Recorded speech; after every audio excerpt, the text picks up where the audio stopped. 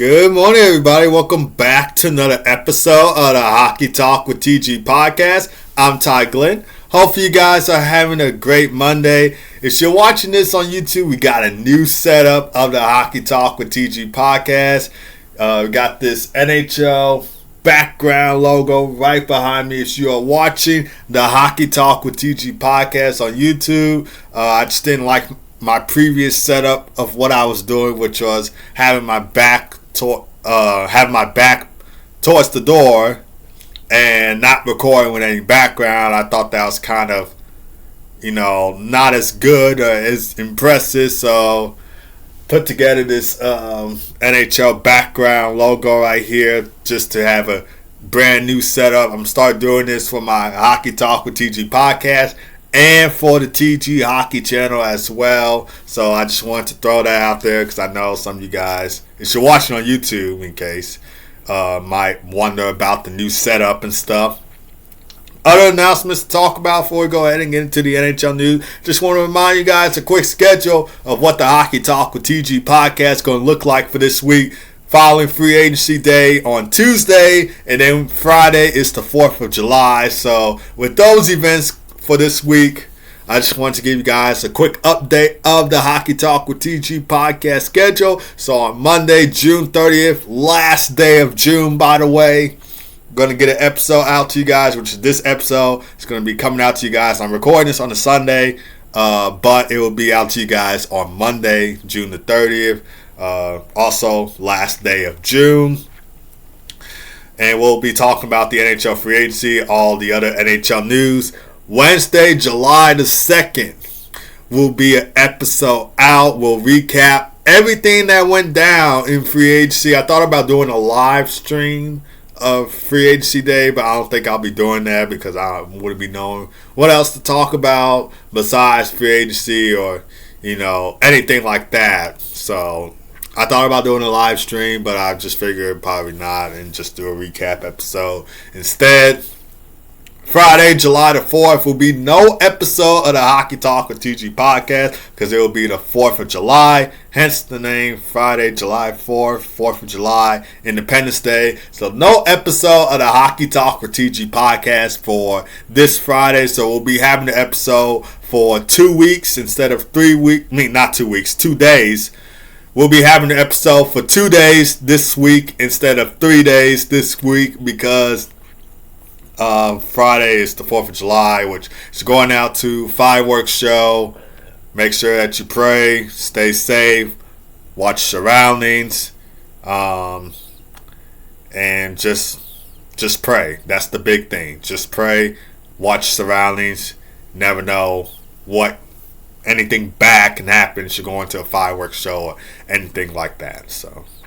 But just wanted to throw those announcements out there and also make sure that you are following the Hockey Talk with TG podcast on Spotify, Apple Podcasts, YouTube, and iHeartRadio. We are with you guys every Monday, Wednesday, and Friday from 11:30 a.m. to noon Central Time, 12:30 p.m. to 1 p.m. each time. So make sure that you give this podcast a follow. I'm going to be putting out episodes throughout the off season. I actually did make a playlist of all my off-season episodes I did up until this point, and we'll keep doing until the preseason starts, which will be somewhere in September, and then the regular season starts in October. So I'm going to be putting out each episodes throughout the off-season. Make sure to give this podcast a follow so you don't miss an episode, and make sure you hit that notification bell as well.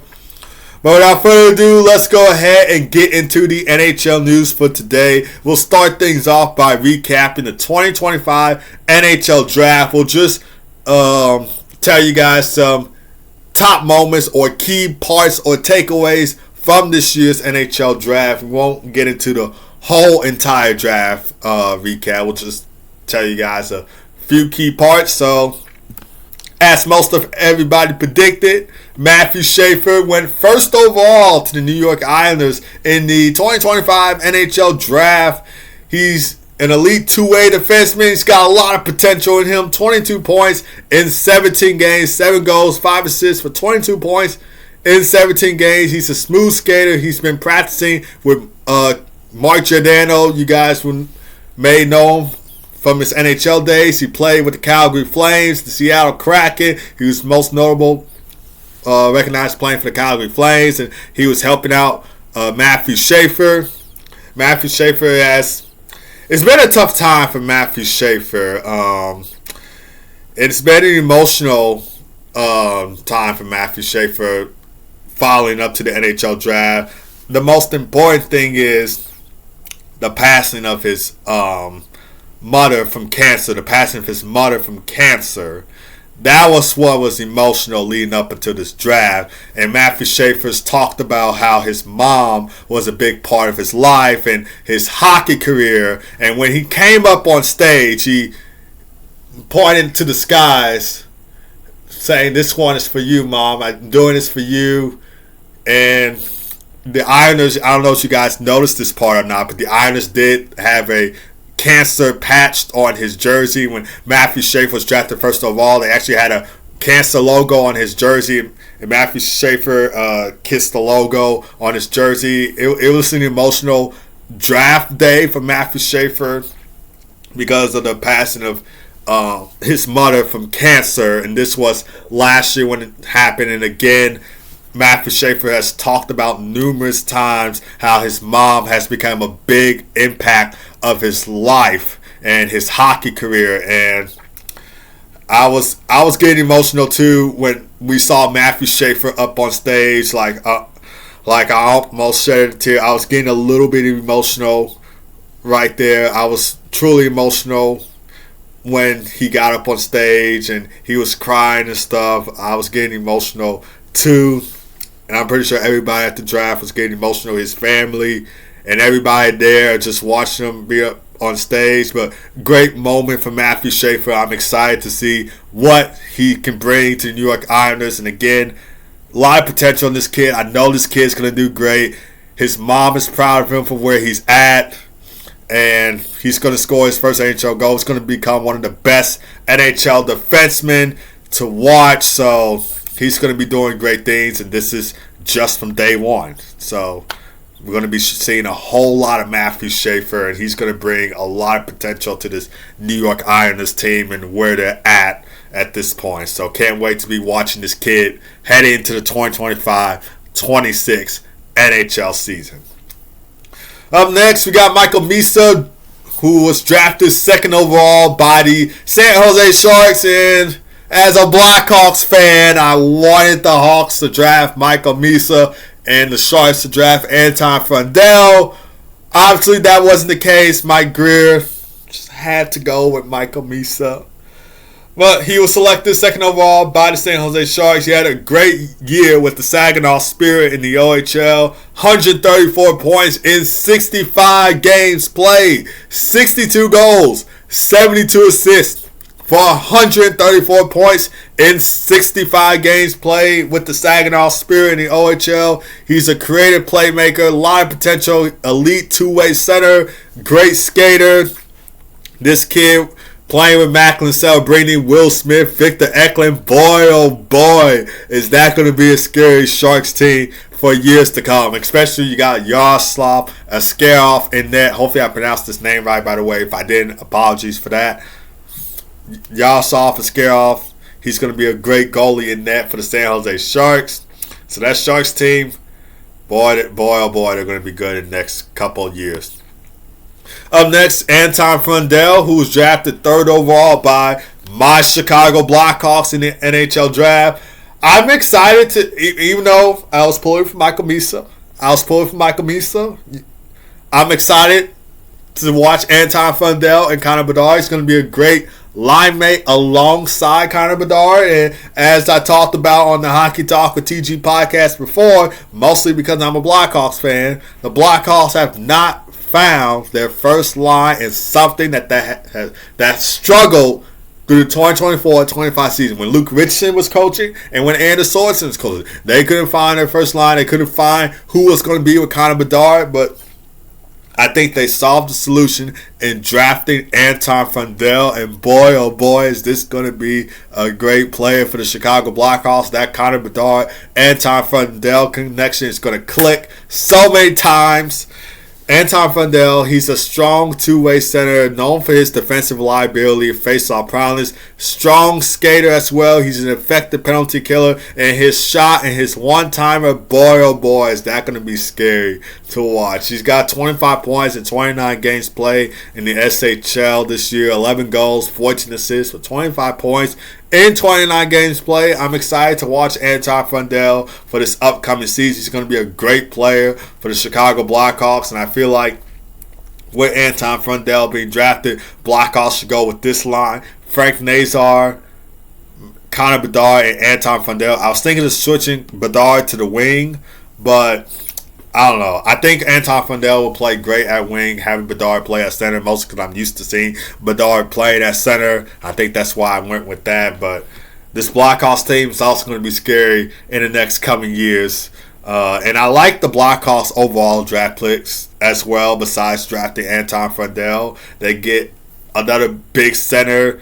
Anton Fundell's not a big center, but they did draft a big center in Mason West, who played high school football and is going to play high school football at Adena High.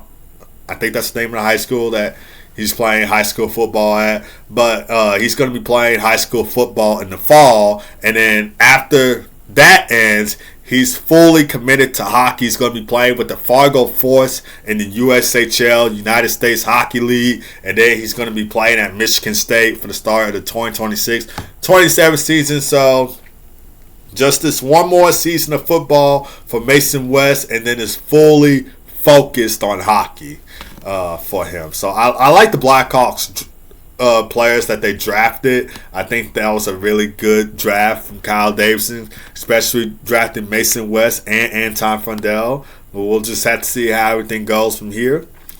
Another great pick, Caleb Denoyer, is being drafted by the Utah Mammoth. He was drafted 4th overall by the Utah Mammoth. He played for the Moncton Wildcats in the Quebec Major Junior Hockey League. He's a creative playmaker with a high hockey IQ and vision. He excels in transitions. He's strong on the power play, highly skilled player, and he's going to be joining that young core in Utah, and Clayton Keller, Logan Cooley, JJ Paterka. I almost say Utah Hockey Club. Utah Mammoth was so close to making the playoffs in their first year, but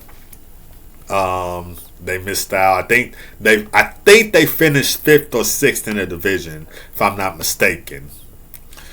James Hagens, another good, notable draft pick. He was drafted 7th overall by the Boston Bruins. You had Adam Sandler announcing it. Of course, he's wearing his Boston Bruins jersey. Played Happy Gilmore, and Happy Gilmore was about a hockey player who became a golfer, was trying to win his grandma some money because they were going to sell his grandma's house, and he was trying to win her some money so she can keep her house. So that's what the movie is about, and I'm excited for Happy Gilmore 2, and that'll be coming out in July. I think July 25th, if I'm not mistaken.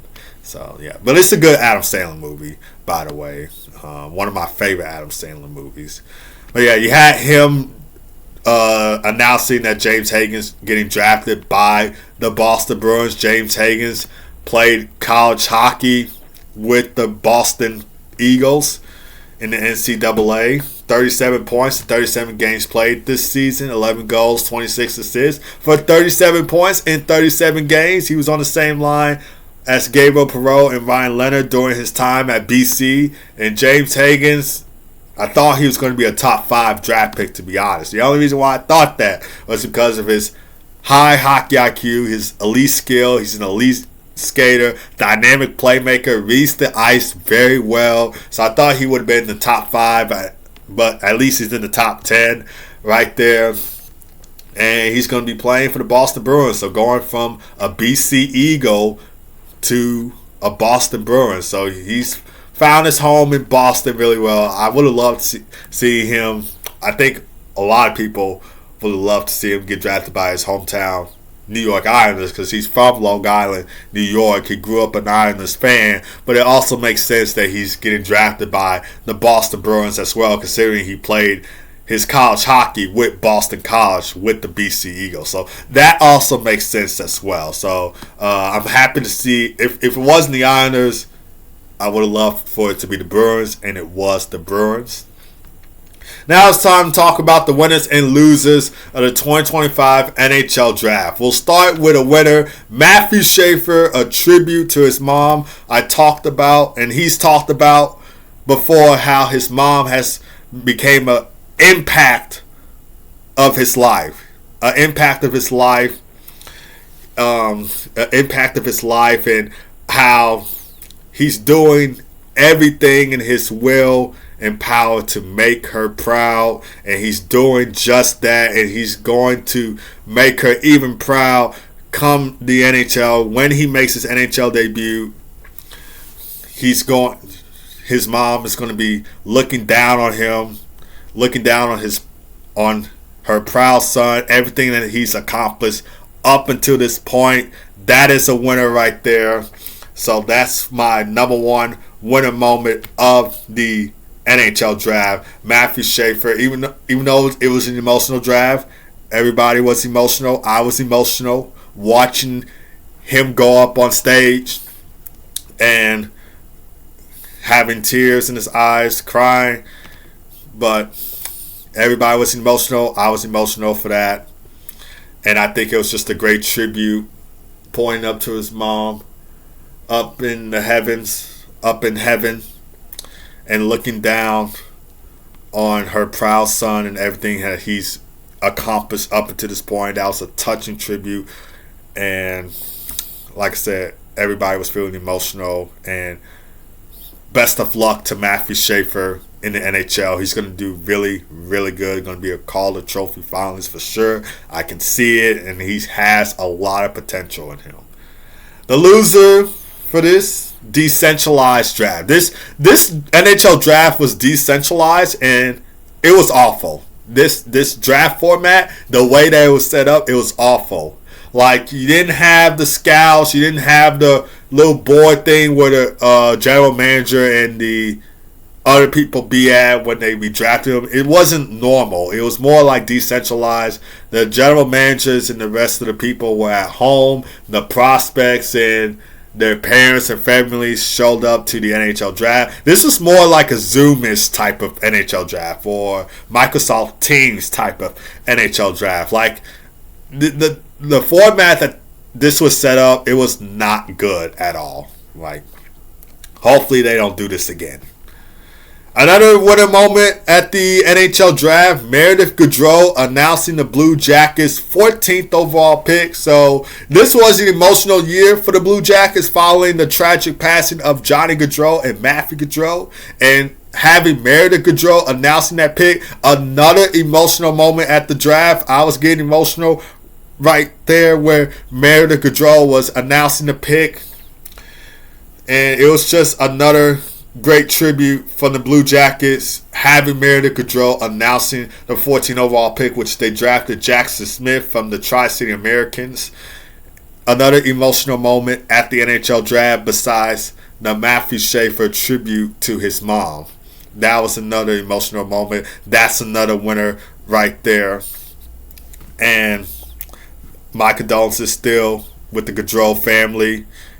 Like I said, it was an emotional year in the NHL and the hockey world, not just for the Blue Jackets, but the hockey world in general. Everybody was giving their tributes to the Gaudreau family. And you had Team USA in the World Juniors, World Championship, 4 nations, having a Johnny Gaudreau number 13 jersey in the locker rooms for every game that they played, just honoring the impact that Johnny Hockey had on the game of hockey, what he did for Team USA, what he did during his time with the Blue Jackets, what he did during his time with the Calgary Flames. So I just love that moment. And I like how the Blue Jackets had Meredith Gaudreau just announcing that pick, another winner from this NHL draft. Another loser in the NHL draft was It was a ghost town in the middle of rounds 2 through 7 in the NHL draft. Wasn't a whole lot of people doing rounds 2 through 7 of this NHL draft. So that was a loser right there for me.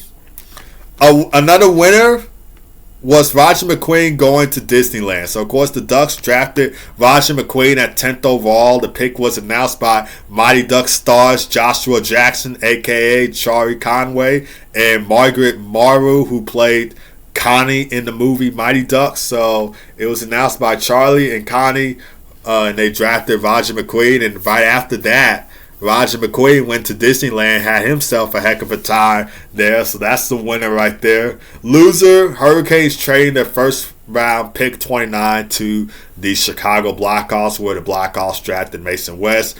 Again, he played high school football, played high school hockey at Adena High School, and he's going to be playing high school football in the fall, and then after that it's 100% hockey.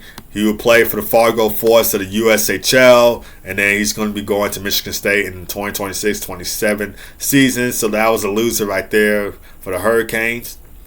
We're moving on to some general offseason NHL news. Sam Bennett, he signs an 8-year, $64 million contract with the Florida Panthers on Friday, or last Friday, I should say. Had 51 points in 76 regular season games, 25 goals, 26 assists for 51 points in 76 regular season games.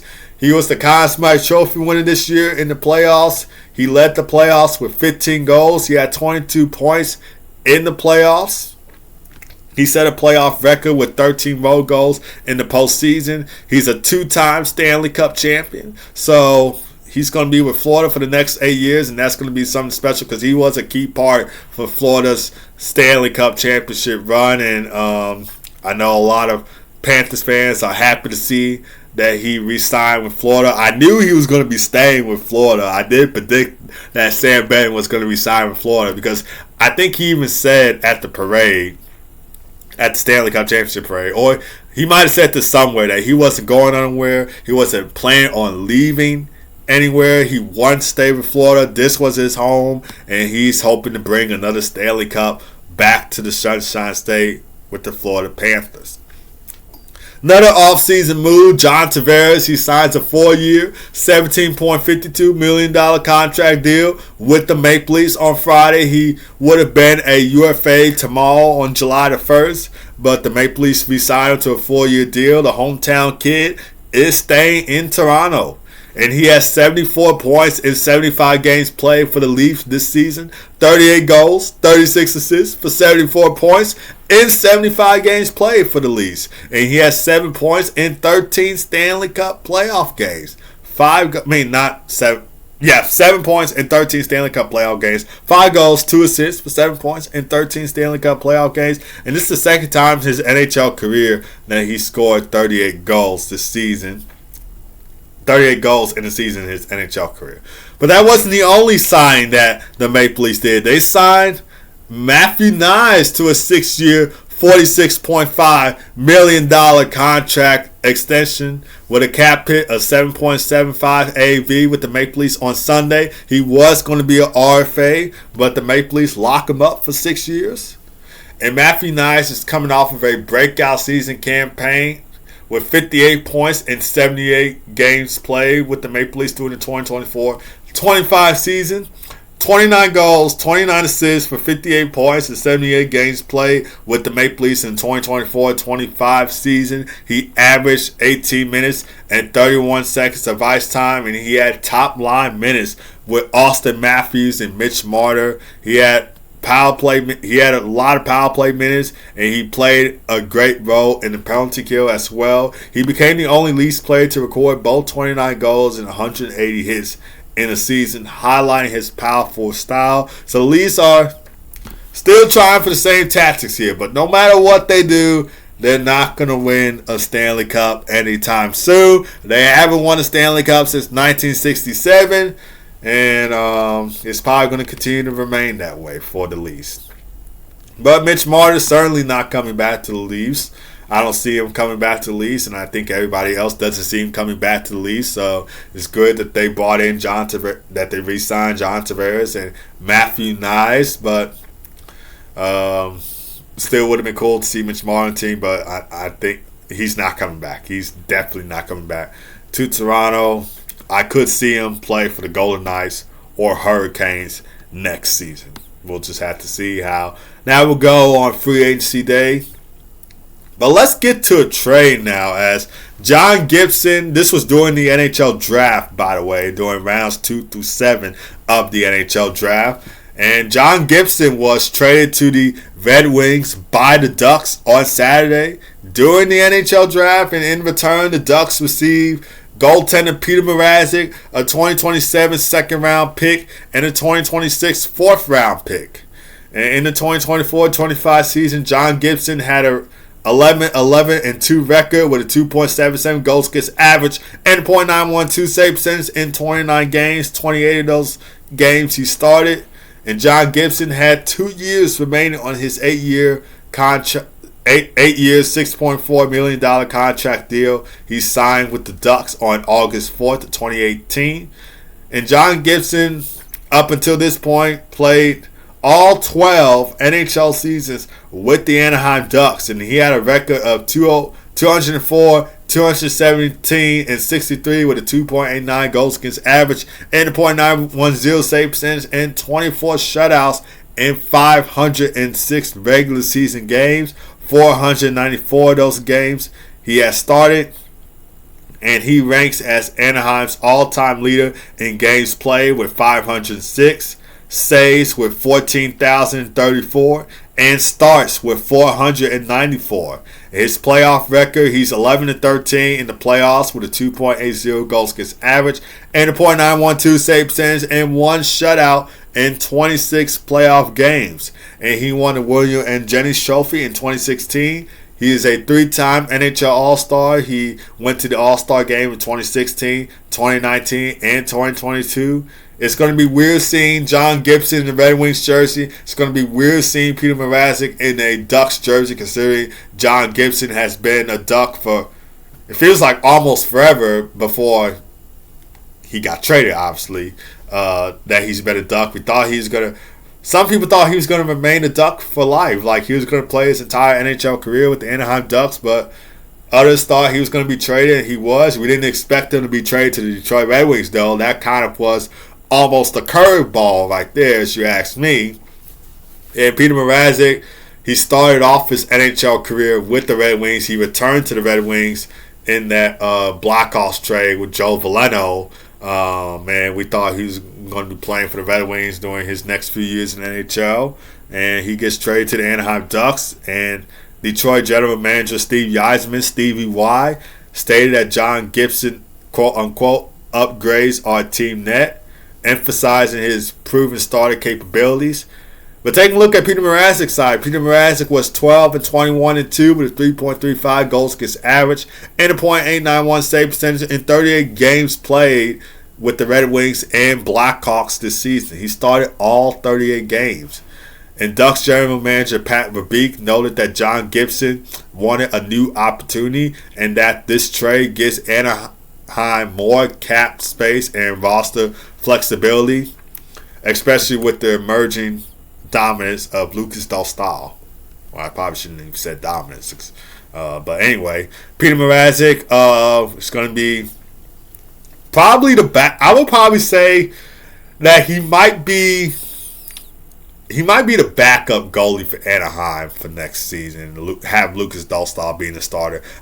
It's kind of hard to choose between Mrazek and Dostal, mostly because I don't watch the Anaheim Ducks and they're not my favorite team.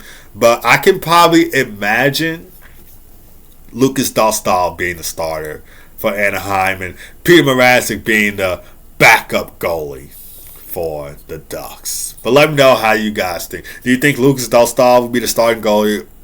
Do you think Peter Mrazek will be the starting goalie? Let me know down in the comments. But I can see Dostal being the starter and Peter Mrazek being the backup. But taking a look at Peter Mrazek's stats with the Blackhawks this season, this is one reason why I said I can see Peter Mrazek being the backup goalie. Not because of his stats with both the Red Wings and the Blackhawks in the 2024-25 season, but because of how he did at the start of the season with the Blackhawks. He was 10-19-2 with a 3.46 goals against average and .890 save percentage with the Blackhawks this season. So because of his awful season with the Red Wings and Blackhawks, and Lucas Dostal being younger than him and being a young goalie, I can imagine Dostal being the starter and Mrazek as the backup. But that's going to do it for this episode of the Hockey Talk with TG podcast. Thank you guys for tuning in as always. Really do appreciate it. Don't forget to hit like, subscribe if you are watching on YouTube. Make sure that you are following the Hockey Talk with TG podcast on Spotify, Apple Podcasts, iHeartRadio, and YouTube. And hope you guys have a great rest of your day. Keep God first as always. Be blessed. I'll see you guys Wednesday for another episode of the Hockey Talk with TG podcast. We'll be recapping all the free agent stuff that went down on Tuesday. So stay tuned for that and take care.